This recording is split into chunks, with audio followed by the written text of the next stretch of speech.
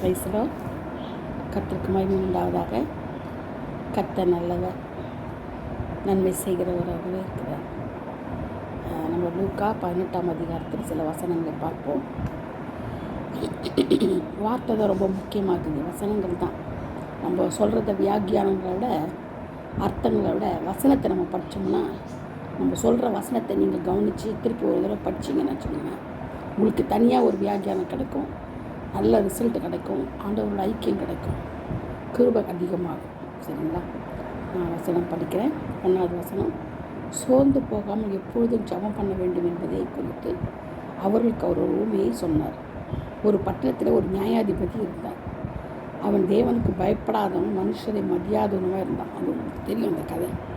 அங்கே ஒரு விதவை இருந்தான். அவன் அவனிடத்துல எனக்கும் என் எதிராளிக்கு இருக்கிற காரியத்தில் நியாயம் செய்ய வேண்டும் என்று சும்மா கேட்டுக்கிட்டே இருந்தான். டெய்லி அவனை அலக்கழிச்சிட்டே இருப்பான். டெய்லி எனக்கு நியாயம் செய்ய.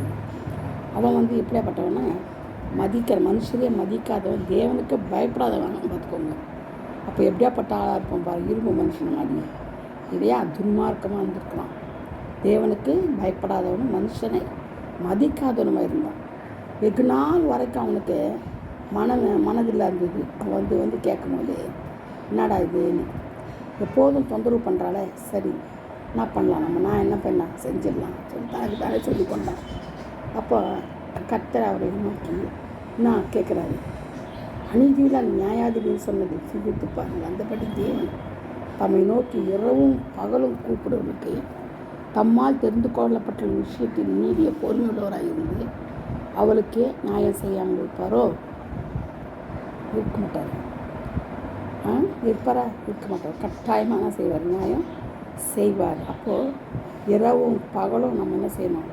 ஆண்டவரை அலட்டிக்கொள்ளணும். ஏன்னா அவர் நண்பனா, சிநேகிதனா, சகோதரனா, உற்ற உறவினரா, எல்லா தாய் தகப்பனா, எல்லாமா இருக்கிறவர் அவர். இயேசு கிறிஸ்து நமக்கு எல்லாமா இருக்கிறதுனால நம்மளை என்ன செய்கிறார்? அவர் நம்ம ஜெபிக்கும் போது கேட்காதவர் போல இருக்கிறார். அப்போ நம்ம என்ன செய்யணுமா?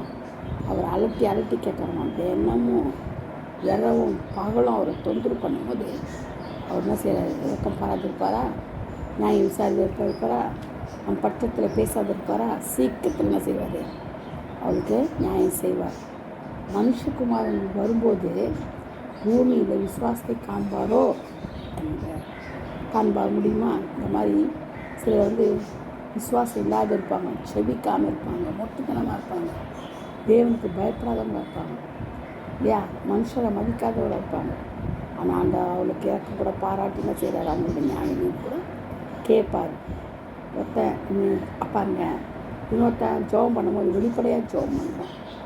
ஐயோ, நான் இதை செய்தேன், அதை செய்தேன், நாயக்காரனும் பரிசெயர் சதிசெயணும், நாயக்காரனும் பரிசெயணும் சொல்லும்போது, ஆனால் ஒருத்தன் என்ன பண்ணுறான்? தேவனே, யார்?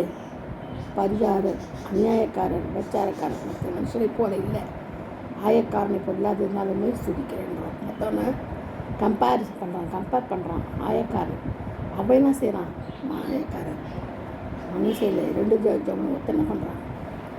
ஆயக்காரன் என்ன பண்ணுறான்? 2 அவன் பரிசையை சொன்னான். வார்த்தை 2 நாள் உபவாசம் பண்ணுறான், சம்பாத்தியமாக தசமாக இருக்கிறான்.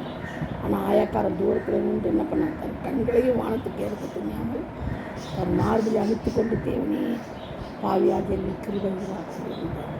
கிருபையாக இருந்தான். அவனால் இவனே நீதிமானாக்கப்பட்டவனா தன் வீட்டுக்கு திரும்பினான். யார் இந்த நீதிமானாகிறாங்க? தன்னுடைய பாவங்களை உணர்வுங்க உணர்ந்து ஆண்டுகிட்ட மன்னிப்பு கேட்குறவங்க தான் என்னது நீதிமானாக ஆக்க முடியும். நீதிகரிக்கக்கூடாது. நம்மளை நீதிகரிக்கவே கூடாது. நான் இதை செய்தேன், அதை செய்தேன், அவங்க கதை பண்ணுறேன், இதை பண்ணேன், நான் நீதிமான அப்படியெல்லாம் நீதிகரிக்கக்கூடாது. ஆண்டவர் பார்வையில் ஒன்றுமே இல்லை. நம்ம யார்? அவருடைய பார்வையில் தூசி, குப்பையும் தூசியுமாக இருக்கிறோம். மனுஷன் நினைக்கிறதுக்கு இது ஏமாத்திரம் நாங்கள் சொல்ல. மனுஷன் அவர் நினைக்கிறதுக்கு யார்? நம்ம ஒன்றுமே கிடையாது. மண்ணிலிருந்து செய்யப்பட்டவங்க மண்ணுக்கே திரும்ப போகிறோம், இல்லையா? அதனால தான் ஒரு வசனங்கள் சொல்லப்பட்டது, சுவாசமுள்ள மனுஷனை நம்போதே பார்க்கிறோம் கர்த்தர் பெறப்பட்டதாக இருப்பதே நான் ஒரு வசனம் சொல்லுவேன். நமக்கு சுவாசமுள்ள மனுஷன் நம்ப முடியாது, மாறிடுவான். அவன் இருதயம் மாறும். ஆனால் இவன் ஆயக்காரன் என்ன செய்தான், வானத்துக்குனா கூட திரும்ப முடியல. அவனால் வானத்தை நோக்கி பார்க்க முடியாத என்ன செய்கிறான், தன் மார்பில் அடித்து கொண்டு தேவனே பாவியாக நிற்க முடியாது, பாவின்னு ஒத்துக்கொள்கிறான். ஆனால் பரிசையை ஒத்துக்கொள்ளலை. அவன் தன் நீதியில் இருக்கிறான். அப்படின்னா இப்படின்னு அதெல்லாம் சொல்லக்கூடாது. ஆண்டவர் பார்வையில் நம்மளை பற்றி ஆண்டவர் தெரியுமா தெரியாதா, எல்லாம் தெரியும். நம்ம தாயின் கர்ப்பத்தில் உருவான முதல் கர்த்தர் நம்ம அறிந்திருக்கிறார். எலும்புகள் நரம்புகள் எல்லாம் உருவாக்கி முன்னாடியே அவர் என்ன செய்கிறார், நம்மளை அறிந்து கொள்கிறார். அந்த எலும்புகள் நரம்புகள்லாம் உருவாக்குறது யார்? ஒரு தாயின் கர்ப்பத்தில் ஒரு குழந்தையை உருவாக்குறது யார்? ஆண்டவர் தான் உருவாக்குறார். அப்படி இருக்கும்போது நம்மளை பற்றி அவருக்கு தெரியாதா, நாளைக்கு என்ன செய்ய போகிறோம், இப்போ என்ன செய்ய போகிறோம் அப்படின்னு எல்லாமே தெரியும் அவருக்கு. ஆனால் தெரிந்தால் கூட நம்ம அவர்கிட்ட கேட்கணும், நம்ம அவர்கிட்ட நெருங்கி ஜீவிக்கணும், நம்ம அவர்கிட்ட அன்பாக இருக்கணும், நம்ம அவர்கிட்ட இடைவிடாமல் செபிக்கணும். அதை தான் அவர் விரும்புகிறாங்க. ஏசப்பா விரும்புறது அதுதான். நம்மளை பண்ணுறாருன்னா ஒரு குழந்தையை போல் நம்ம சுமக்கிறார். அவர் தோல் மேலே நம்ம என்ன செய்யணும், ஒரு குழந்தைய போல் தூக்கி சுமக்கிறார். அது நமக்கு தெரிய மாட்டேங்குது. கஷ்டத்துலையும் நஷ்டத்துலையும் எல்லா காரியத்துலேயும் நம்ம வேதனைப்படும்போது, துக்கப்படும்போது, நமக்கு மரணம் நிகழும்போது கூட அவர் என்ன செய்கிறார், நம்மளை தூக்கி சுமக்கிறார், மனத்திலிருந்து உள்ளியாக்குறாரு. கண்ணி வரும்போதெல்லாம் அதான் சொல்கிறாரு, என் நாமத்தின் அதை கேட்டால் அதை நான் செய்வேன், கேளுங்களா போது உங்கள் சந்தோஷம் நிறைவாக இருக்கும்படி பெற்றுக்கொள்வீர்கள். கேட்கணும்னா கேளுங்கள்னு சொல்கிறாரு. கேட்கணும், தைரியமாக கேட்கணும், விசுவாசத்தோடு கேட்கணும். விசுவாசம் இல்லாமல் கேட்டால் ஒன்றுமே கிடைக்காது. விசுவாசத்தோடு கேட்கணும். விசுவாசத்தோடு கேட்கிறவன் எவனும் பெற்றுக்கொள்கிறான். விசுவாசிக்கிறவனுக்கெல்லாம் கூடும்.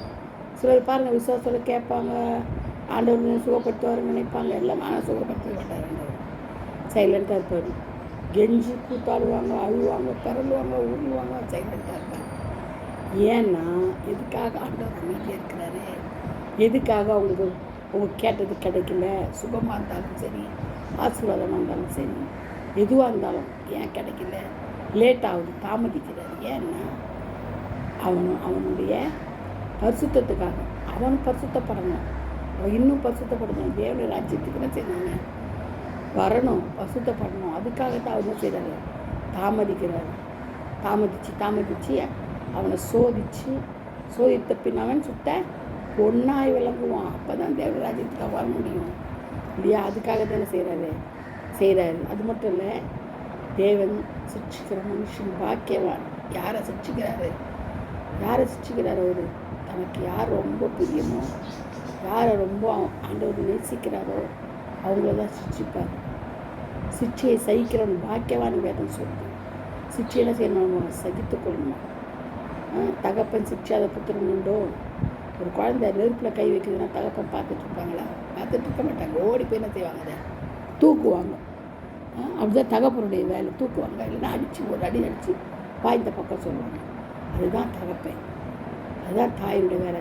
அந்த தாய் தகப்பனுடைய வேலையை தான் ஆண்டு நமக்கு செய்கிறாரு. நம்ம போகக்கூடாதுங்கிறது நம்ம வேண்டாம், ஒதுக்கி பண்ணுவாங்க. நமக்கு எது செய்யணும், எது செய்யக்கூடாதுன்னு அவங்களுக்கு தெரியும். ஒரு உபத்திரப்படுறோம், வியாதியில் இருக்கிறோன்னா எப்போ சுகம் தரணும் அவங்களுக்கு தெரியும், தருவாங்க. ஏன்னா நம்மளுடைய தகப்பன், நம்முடைய தாய், அவங்க தான் எல்லாமே. சகோதரி, நண்பர். அப்போது அவங்களுக்கு தெரியாமல் ஒன்றும் கிடையாது. அதனால தான் ஒரு வசனம் சொல்லப்பட்டிருக்குது, என்னை எல்லாமல் உங்களால் ஒன்று செய்ய இயலாதுன்றார். வேதம் ரொம்ப கருக்குள்ள பட்டயம், ரொம்ப கருக்குள்ள பட்டயம். அது சொல்கிறவங்களுக்கும் கேட்குறவங்களுக்கும் ரெண்டு பேருக்குமே அது பயங்கரமானது. அசராக இருப்பாங்க. அப்படி இருக்கும்போது தேவன் தண்டிக்கிற மனுஷன் பாக்கியவான்றாரு. பாருங்க, தண்டிக்கிறாராம். தண்டித்து அவன் என்ன செய்கிறான், சரிப்படுத்துகிறாராம். காயப்படுத்தி காயத்தை கட்டுறாராம். எப்படி பாருங்க அந்த தேவனுக்கு. ஏன் காயத்தை கட்டுறாருன்னா அவனுக்கு வலிக்குமே, ஆறுதலாக செய்கிறாரு. என்ன அடிக்கிறவரும் அவர் தான், ஆறுதல் படுத்துகிறவரும் அவர் தான், பேச்சுகிறவரும் அவர் தான், காயப்படுத்துகிறவரும் கட்டுகிறவரும் தான், எல்லாமே அவர் தான், எல்லாமே. ஆனால் முடிவு சம்பூர்ணமாக முடியும். தேவனுடைய கிருபை நம்மளோட எப்போது இருக்கணும், அன்பு எப்போது இருக்கணும். அவர் அன்பு நம்ம மேலே இருக்குது, நமக்காக அவர் இருக்கிறாரு அப்படின்றதுக்கு ஒரே அடையாளம் என்னதுன்னா சிக்ஷை. நம்மளை சிக்ஷித்தே இருப்பாங்க. என்ன அர்த்தம்னா அவங்கள விட்டு போகக்கூடாது. சிக்ஷை வந்தால் தான் நம்ம என்ன செய்வோம், ஆண்டவர் நெருங்குவோம். சிலர் தூரமாக போகிறவங்க வேறு, கிட்ட நெருங்க நெருங்க நெருங்க சிச்சு அதிகமாகும். ஏன்னா சுத்த பொண்ணாக விளங்கி அவருடைய ராஜ்யத்துக்கு நம்மளை சேர்க்கறதுக்காக அவர் என்ன செய்கிறாரு? பரிசுத்தப்படுத்துகிறாரு. பரிசுத்தம் உள்ளவன் இன்னும் பரிசுத்தமாகட்டும்ன்றாரு. அசுத்தமாக இருக்கணும் இன்னும் அசுத்தமாகிடுன்றாரு. பாருங்கள், தேவன் நல்லவர், அவர் நமக்கு போதுமானவர். அவர் எந்த குறையும் சொல்லவே முடியாது. ஏன்னா என்னுடைய சுவாசத்தையே நம்ம கொடுத்துருக்குறாரு முதல்ல. அது மட்டும் இல்லை, என்னுடைய ஜீவனையே நமக்காக கொடுத்துருக்குறாரு.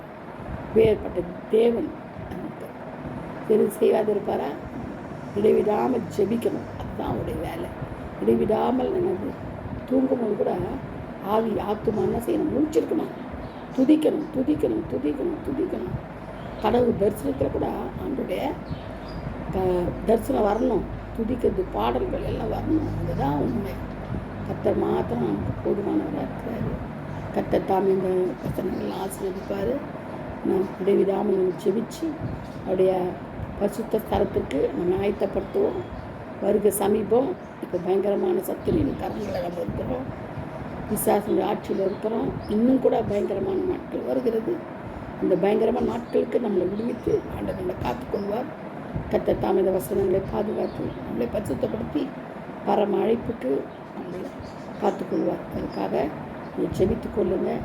கர்த்தர் தாம் இந்த வார்த்தைகளை ஆசீர்வதிப்பாராக, பாதுகாப்பாராக. ஆமென். அல்லேலூயா. Praise the Lord. Thank you. God bless you.